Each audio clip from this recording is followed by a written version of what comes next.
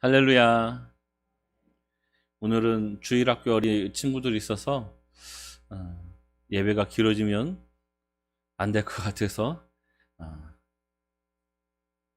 좀 속전속결로 하려고 하니까 집중해 주시고 이렇게 하시면 좋을 것 같습니다. 우리 옆에 분들하고 인사 한번 할까요? 행복합시다. 왜 우리 친구들은 안 하지요? 너무 처음이라서 그런가? 우리 다시 하겠습니다. 우리 친구들이 같이 할 수 있도록. 우리 옆에 분들하고 인사하겠습니다. 행복합시다. 행복해야 됩니다. 꼭 행복하시기 바랍니다.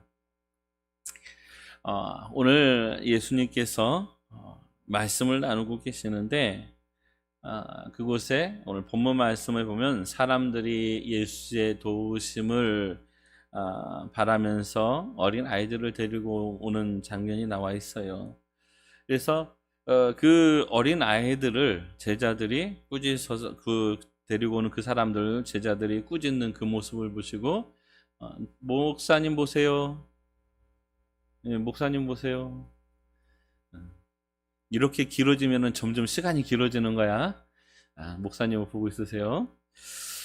그 모습을 보고 예수님께서 제자들을 나무라는 부분이 오늘 본문의 말씀입니다. 그런데 저희가 읽은 본문 그 개역개정 성경에는 사람들이 이렇게 표현이 되어져 있는데 좀 이 성경을 좀 더 쉽게 풀어보면 사람들이 자기 자식을 데리고 왔어요. 사람들이 자기 자식을. 그러니까 모르는 아이들을 데리고 온 것이 아니고 자기의 자식들을 부모가 데리고 온 것이다 라고 표현을 하고 있는 거죠. 그래서 그러면 그 아이들을 데리고 왔을 때 무엇 때문에 그 아이들을 데리고 왔는가 라고 이야기할 때 예수님께서 그 아이들을 만져주셨으면 좋겠다, 안아주셨으면 좋겠다, 함께 했으면 좋겠다, 뭐 이런 생각을 가지고 이 아이들을 데리고 왔다라고 이야기를 하는 것이지요. 그래서 그 아이들이 데리고 왔던 그 상황들을 살펴보면 어린 아이들은 숫자에서 제외됐던 시대. 그러니까 이 여자들과 아이들은 숫자가 포함되지 않았던 시대이거든요. 그래서 저희들이 오병이어의 기적이나 칠병이어의 기적을 보면 뭐 5천 명 뭐 이렇게 이야기하지만 여자와 어린 아이들은 제외됐던 숫자예요. 그러니까 저희들이 한번 생각을 이렇게 딱 해보면 저희 교회가 오늘 주일학교 아이들까지 40여 명 정도 되는데 이 40여 명이 모여도 이렇게 꽉 찬 것 같잖아요. 그런데 4천 명, 5천 명, 그러니까 어린 아이들까지 막 10,000명, 20,000명이 이렇게 모여 있다고 생각을 한번 해보십시오. 어마어마한 숫자가 모이는 거거든요.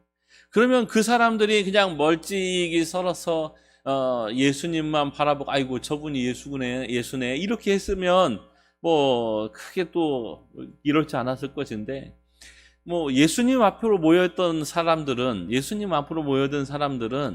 그냥 예수님을 멀찍이서 구경 한번 해보려고 하는 사람들도 있지만 예수님하고 가까이서 한번 손이라도 한번 만져봤으면 이렇게 생각을 하고 모여든 사람들이 많았을 거라고요. 그러니까 막 여러 사람들이 운집해서 그 사람들을 에워싸고 예수님과 제자들을 에워싸고 있었을 그런 상황이니까 이제 그 상황 가운데서 사람들이 자기의 자식들을 막 예수님 앞으로 밀어 넣으니까 어때요? 제자들 입장에서는 참 짜증도 나겠지요. 힘도 들 거예요. 그냥 사람들 통제하랴, 먹을 거 줄랴, 이것저것 챙겨야 될 것도 많은데 아이들이 막 몰려들고 또 거기에서 또 이렇게 그냥 큰 아이들만 오는 것이 아니고 분명히 갓난아기도 왔을지도 모르거든요. 막 응애 울기도 하고 난리가 났을 거예요. 그러니까 그런 상황 속에서 이 제자들이 야, 좀 어린 아이들은 데리고 오지 말고 집에다 놓고 좀 큰 사람만 와라 라고 이야기했을지도 모릅니다. 성경에 쓰여 있지 않으니까 정확하게 표현을 할 수가 없지만 아마 환경들을 생각해 보면 그런 환경들일 것이다 라는 것이지요. 그러니까 그런 환경들 가운데서 어쩌면 제자들이 한 행동은 뭐 그렇게 탓할 행동이 아닌 것처럼 보일 수도 있어요. 저희들도 가끔 그래요.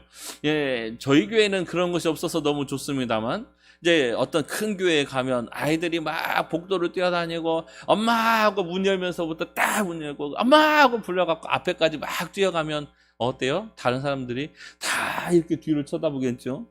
그러면 예배가 깨지고 방해가 되니까 아이들을 들어오지 못하게 하고 뛰어다니지 못하게 하고 이렇게 하는 경우들이 있어요. 그러나 이 아이들이 뛰어다니고 이렇게 하는 것들을 예수님께서는 뭐라고 합니까? 용납하고 금하지 말라라고 이야기를 해요. 오늘 본문 말씀을 다시 한번 보면 제자들이 꾸짖건을 이렇게 이야기하고 있는데 이 제자들이 꾸짖다 이 말 속에 포함되어 있는 이야기가 그냥 한번 야 그렇게 하면 안 돼 이렇게 이야기하고 만 것이 아니라 계속적으로 연속적으로 했다라고 표현이 되어져 있어요. 그러니까 아이들이 오면은 계속 뭐라고 하는 거예요. 야 좀 오지 마라, 보내라, 가라 이렇게 아이들을 계속적으로 이야기하는 부분들을 이야기하고 있는 것이거든요. 그 모습을 보고 예수님께서 노하시어 이르시되 어린 아이들이 내게 오는 것을 용납하고 금하지 말라라고 얘기해요. 노하셨다라고 이런 표현을 하고 있는데 이 노하셨다라는 말 표현 속에는 좀 이렇게 마가복음에만 있는 표현이거든요. 강경하게 이야기하시는 예수님의 모습을 이야기하는 것이기도 하지만 이 말 속에는 그런 말씀이 포함이 되어 있어요. 내가 슬퍼한다. 내가 탄식한다. 이런 말씀이 포함이 되어져 있어요. 그러니까 제자들이 아이들이 오지 못하게 하는 그 모습을 보면서 슬프다. 정말 통탄할 일이다. 뭐 이런 표현이 있는데 거기에다가 이 더 강경한 표현을 쓰고 있어요. 뭐라고 하냐면 내가 크게 슬프다. 내가 크게 탄식한다. 이렇게 표현하고 있어요. 예수님께서는 사람들 앞에서 말씀을 전하고 또 이렇게 강론하고 하나님의 나라를 전파하고 이렇게 계시지만 그 주변 환경들을 보면서 제자들이 아이들을 오지 못하게 하고 꾸짖고 이런 모습들을 보면서 내가 정말 너무 마음이 아프다. 내가 너무 슬프다. 이런 뜻을 함께 포함해서 말씀하고 있는 거예요. 그렇게 이야기하시면서 제자들을 나무라시는 거예요. 그 아이들 오게 내버려 두어라. 이 하나님의 나라는 이런 어린 아이들의 것이다. 어린 아이와 같은 자들의 것이다. 라고 이야기하는 거예요. 그러니까 제자들을 꾸짖으시고 그 아이들을 용납하고 품에 안으시는 예수님의 모습을 저희들을 바라볼 수 있게 되는 것이죠. 어린 아이와 같은 자, 예수님께서 그렇게 이야기하시죠. 내가 너희에게 진실로 말한다. 누구든지 하나님의 나라를 이 어린 아이와 같이 받들지 않는 자는 결단코 그곳에 들어가지 못한다. 라고 이야기하고 있어요. 어린 아이와 같은 자라고 이야기하는데 이것을 완료형으로 그 아이들을 바라보면서 어린 아이와 같은 이런 아이들과 같은 사람이 아니면 하나님의 나라에 들어가지 못한다 라고 이야기하지 않은 것이 아니라 미완료형, 그러니까 계속 진행되어지는 형태의 이야기를 하고 있는 거예요. 이 이야기는 무슨 이야기냐면 그 어린 아이에서부터 지금 이 시대에 있는 저희들에 이르기까지 저희들에게 공통적으로 하고 계시는 이야기라고 이야기를 할 수가 있는 거예요. 그러니까 예수님께서는 오늘 저희들을 향하여서도 말씀하시기를 어린 아이들과 같이 이런 어린 아이들과 같은 모습으로 하나님의 나라를 섬기지 않냐면 하나님의 나라에 들어갈 수가 없다라고 이야기를 하고 있는 거예요. 그럼 어린 아이가 어떤 모습이길래 그런가라고 이야기할 때 저희 주일학교 어린 아이들을 보면서 그런 모습을 해요. 만약에 우리 아이들이 연합으로 찬양대를 해야 된다라고 이야기할 때 저희 싫어요. 못하겠어요. 뭐 이렇게 이야기하면 어때요? 할 수가 없겠죠. 아주 중구난방이 되겠죠. 그런데 이 아이들이 선생님들의 이야기라고 부장집사님의 이야기라고 어떻게 해요? 순종하고 그대로 다 하는 모습을 보여요.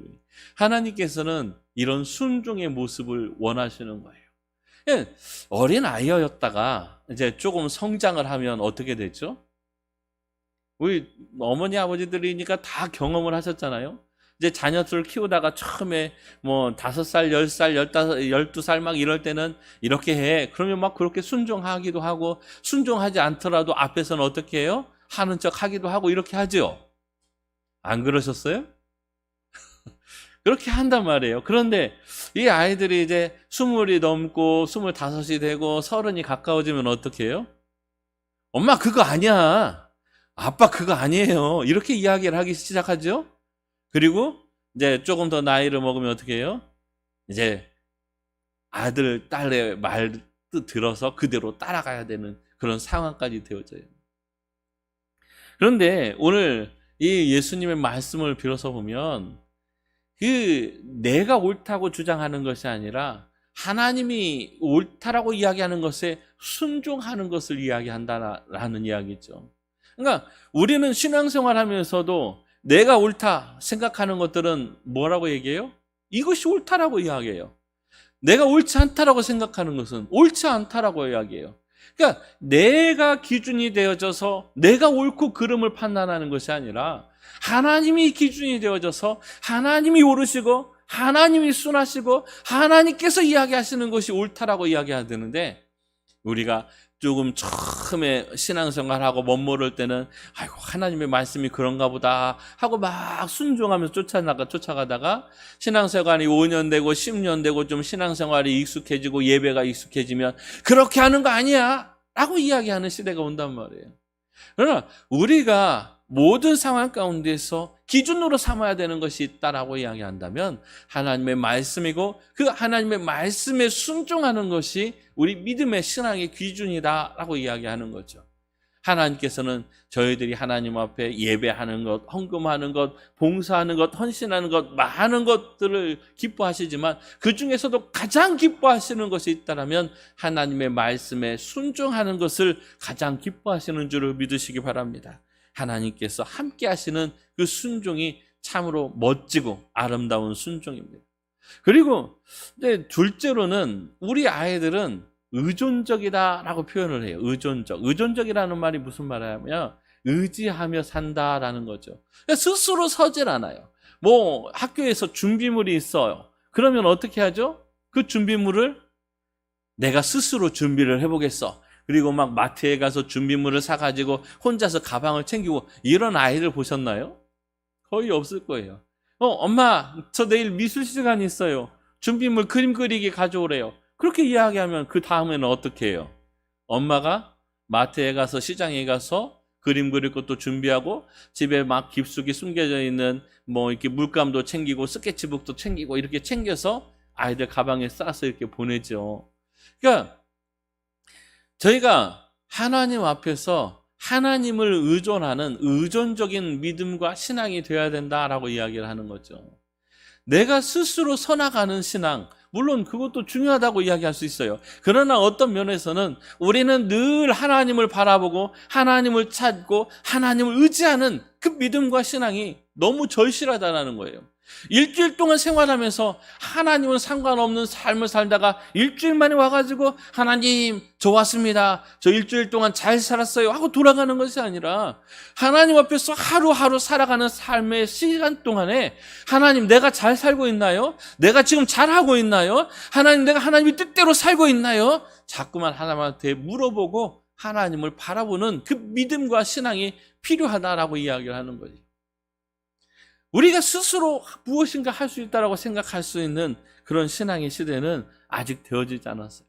우리는 연약하고 부족한 자입니다. 오직 하나님을 바라보고 하나님을 의지하는 자가 하나님과 가까이 있는 자다라고 이야기할 수가 있어요. 그리고 어린 아이들은 잘 배우려고 합니다. 잘 배우려고 해요. 뭔가 가르쳐주면 이해하기도 하고 순종하기도 해요. 그런데 어른이 되면 이 잘 가르치는 것에 대한 배우려고 하는 것들이 점점 줄어들어요. 그리고 그 줄어듦과 동시에 뭐가 생기냐면 내가 가지고 있는 내 가치관의 영역이 생겨요.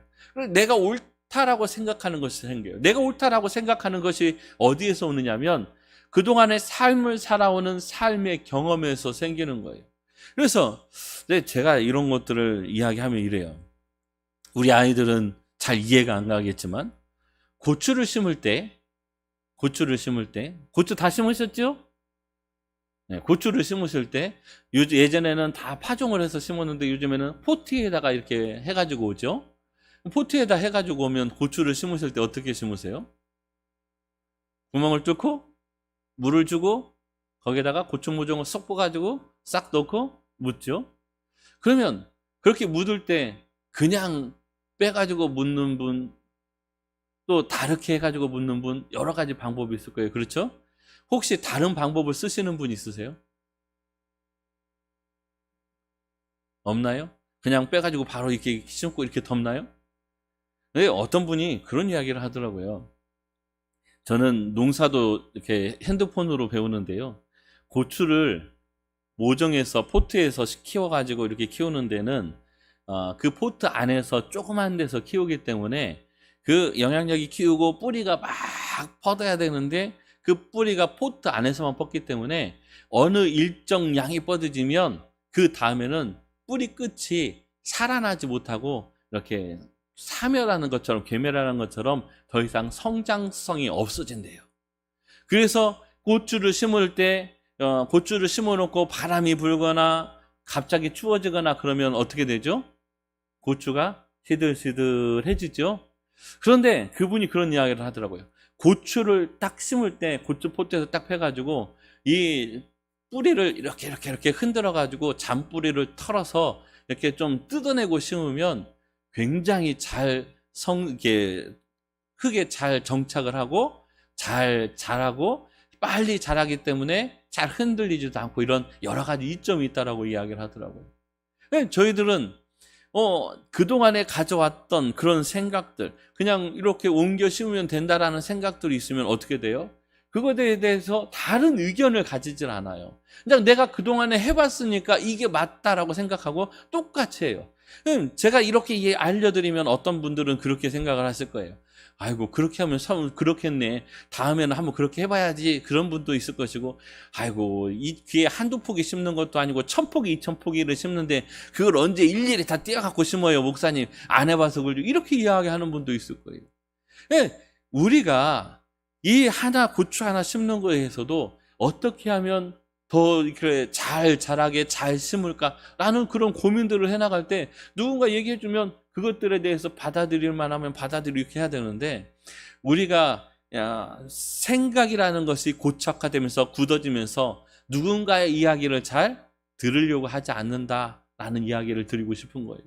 그러니까 우리는 나를 좀 내려놓을 필요가 있어요. 내가 경험했던 것, 내가 생활했던 것, 내가 가졌던 것이 다 옳은 것이 아니라 그것이 어쩌면 하나님 앞에서도 그런 것이 있을지 모른다라는 생각을 하고 자꾸만 말씀을 통해서 예배를 통해서 신앙을 통해서 배우려고 하는 그런 것들이 필요한데, 우리 어린아이들은 가르쳐주면 학교에서 선생님이 이야기해주면 그 이야기해준 것을 그대로 따라가고 믿는데, 어른이 되면 될수록 그런 것들에 대해서 뭐 그런 게 있어, 아이고 그러면 그렇지, 이렇게 앞에서는 그런 것처럼 하고 뒤에서는 그렇지 않는 모습들이 돼간단 말이야. 우리가 신앙생활 하면서도 참으로 하나님 앞에서 믿음의 삶을 살아갈 때 배우려고 하는, 하나님에 대해서 더욱더 많이 알아가려고 하는 그런 은혜가 필요하다라고 이야기를 할 수가 있겠죠.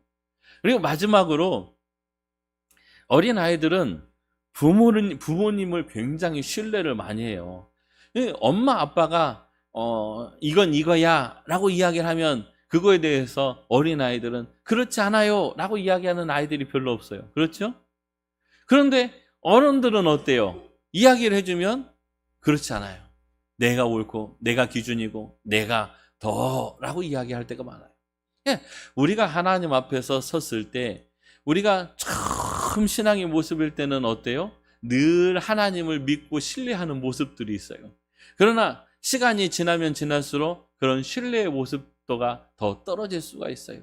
우리가 하나님 앞에서 이제 처음에는 저 같은 경우에도 그런 경험이 이렇게 기억이 있지만, 뭐 이렇게 길을 갈 때, 어디를 가야 될 때에도 하나님, 제가 여길 가야 되는데 가야 돼요? 말아야 돼요? 이렇게 물어보고 걸어갈 때도 있었거든요. 그런데 신앙의 연수가 가면 어떻게 돼요?